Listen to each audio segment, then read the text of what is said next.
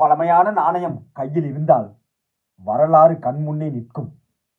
20ஆம் நூற்றாண்டின் நடுப்பகுதியில் நெதர்லாந்து நாட்டின் மிகவும் பிரசித்தி பெற்ற 25 சென்ட் நாணய தகவலுடன் சந்திப்பதில் பெரும் மகிழ்ச்சியே.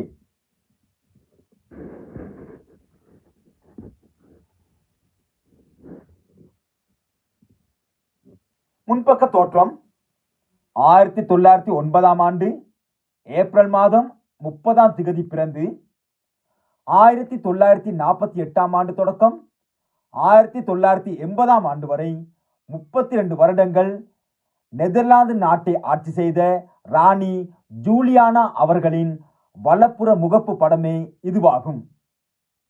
இவர் மனித நேயமும் எளிமையும் கொண்ட அரச தலைவராகவும் சமூக நலன், கல்வி, குழந்தைகள் நலன் ஆகியவற்றில் அதீத ஈடுபாடு கொண்டவராகவும் சிறப்பிடம் பெறுகிறார்.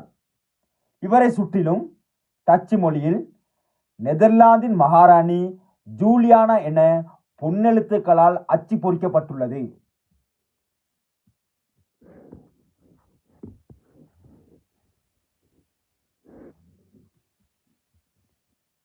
பின்பக்க தோற்றம் நெதர்லாந்து அரசாட்சியின் அதிகாரத்தையும் அரச மரபையும் குறிக்கும் கிரீடம் காணப்படுகிறது.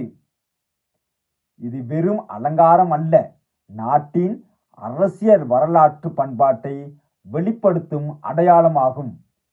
மேற்பகுதியில் வளைந்த பட்டை வடிவுடனும் நடுப்பகுதியில் முத்து போன்ற அலங்காரமும் அடிப்பகுதியில் அலங்கார பட்டையும் காணப்படுவதாக அமைந்துள்ளது.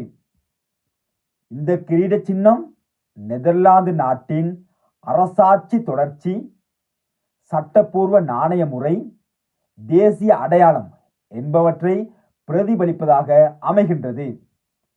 25 சென்ட் மற்றும் 1973 அச்சடிக்கப்பட்ட ஆண்டு என்பவற்றை சுமந்து வாழும் காலத்தால் அழியாத காவியம் என்றாலும் மிகையாகாதுதான்.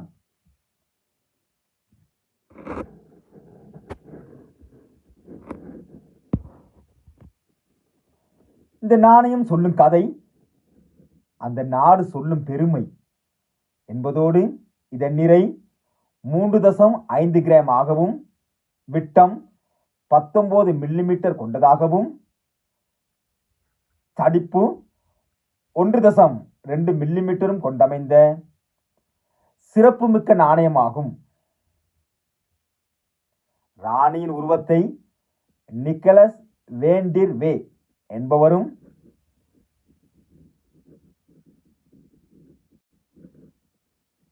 கிரீட தோற்றத்தை நெதர்லாந்து அரச நாணய சாலை குழுவினரும் வடிவமைத்துள்ளனர்.